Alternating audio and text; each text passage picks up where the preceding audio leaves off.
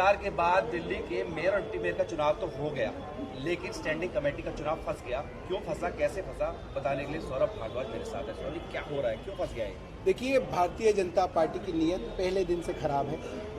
वो दिल्ली के अंदर एमसीडी की जो सरकार है उसकी बागडोर दिल्ली के लोगों के हाथ में नहीं देना चाहते। अभी पिछले 2 घंटे से हमारी जो नवनिर्वाचित मेयर है, पहली बार वो पार्षद बनी, पहली बार मेयर बनी है, उनका सहयोग करने के बजाय भारतीय जनता पार्टी के पार्षद खूब हंगामा कर रहे हैं। मोबाइल को लेकर क्या हंगामा है? वो कह रहे हैं कि साहब कोई मोबाइल लेके वोट ना डाले। एक बात बताइए, अभी एमसीडी के चुनाव हुए हैं, इलेक्शन कमीशन ने कहा कि आप चाहें तो अपना मोबाइल अपने साथ ले जा सकते हैं। कहा इलेक्शन कमीशन ने, सबको मालूम है।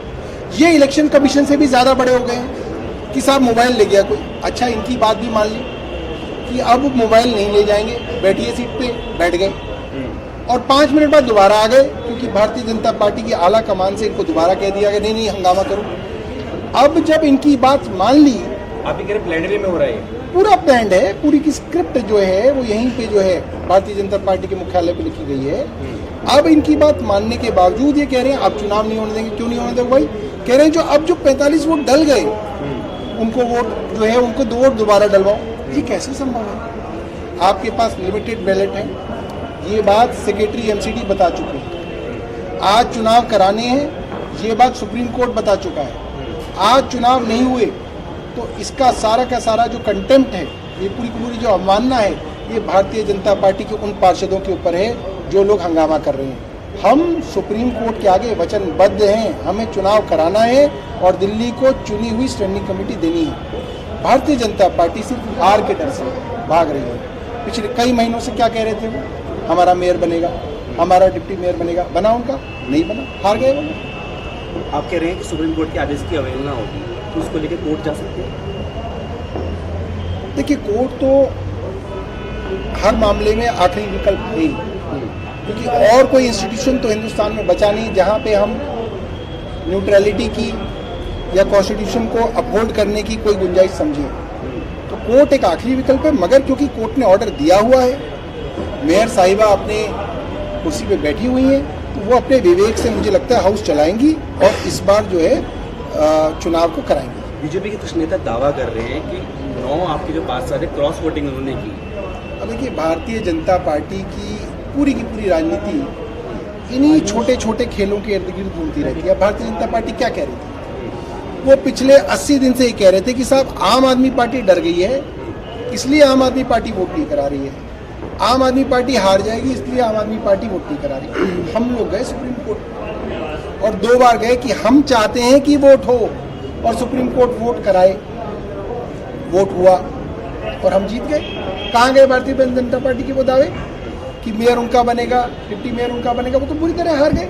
अब ये सब छोटी छोटी चीज़ें, कितने वोट इनवैलिड हुए, कितने कैंसिल हुए, कौन आया कौन नहीं आया, ये तो सब छोटी छोटी बातें हैं। इनका सर्टिफिकेट अगर भारतीय जनता पार्टी चाहती है तो लटका ले अपने मुख्यालय में। मोटी बात यह है कि मेयर आम आदमी पार्टी की बन गई, डिप्टी मेयर आम आदमी पार्टी का बन गया, स्टैंडिंग कमेटी आम आदमी पार्टी की बनेगी। उम्मीद क्या है? पूरी उम्मीद है, चाहे इनको पूरी रात बैठना पड़े, चुनाव हम कराएंगे। आखिरी सवाल, एलजी और मुख्यमंत्री की ट्विटर वॉर चल रही है, उसके का विषय है दिल्ली के लॉ एंड ऑर्डर। देखिए, दिल्ली का लॉ एंड ऑर्डर पिछले कई महीनों से बहुत खराब होता जा रहा है।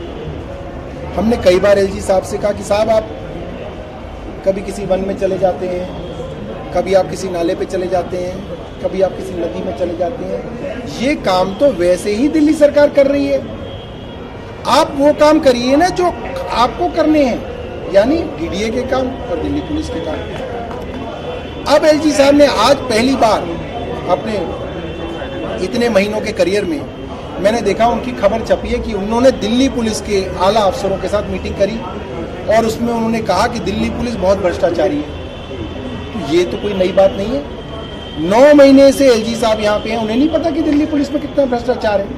हम जानना चाहते हैं उनसे कि पिछले 9 महीने में कितने आईपीएस अफसरों के ऊपर भ्रष्टाचार को लेकर एलजी साहब ने कार्रवाई करी। एलजी साहब बताएं। दिल्ली के अंदर अगर वो ये कह रहे हैं कि मैं हर हफ्ते पुलिस के अधिकारियों से मीटिंग करता हूँ, बड़ी अच्छी बात है, तो जब कंझावला में हमारी बहन को 20 किलोमीटर निर्वस्त्र न्यू ईयर ईव पे घसीटा गया, एलजी साहब कहाँ थे? और जब पुलिस के डीसीपी उन आरोपियों की वकालत करते हुए उनको क्लीन चिट दे रहे थे तो उन्होंने अब तक डीसीपी के ऊपर क्यों कार्रवाई नहीं की? दिल्ली के अंदर हर हफ्ते मर्डर हो रहे हैं, गैंग वॉर हो रही है, लूटपाट हो रही है, लोगों के घर में घुस के बुजुर्गों की हत्या करके लूटपाट हो जाती है। एलजी साहब क्या कर रहे हैं? एलजी साहब बताएं कि उनके 9 महीने के कार्यकाल में दिल्ली में जो पूरी की पूरी कानून व्यवस्था चरमरा गई है, खराब हो गई है, उसके कौन लोग जिम्मेदार हैं और उनके ऊपर एलजी साहब ने क्या कार्रवाई की? दिल्ली के लोग ही जानना चाहते हैं उनसे। बिल्कुल, आप कितना समय लगे चुनाव करा के लौटेंगे? आज चाहे पूरी रात भारतीय जनता पार्टी के भाजपाइयों को बैठना पड़े, हम ये चुनाव करा के ही रहेंगे। तो बिल्कुल देखिए, कई घंटे से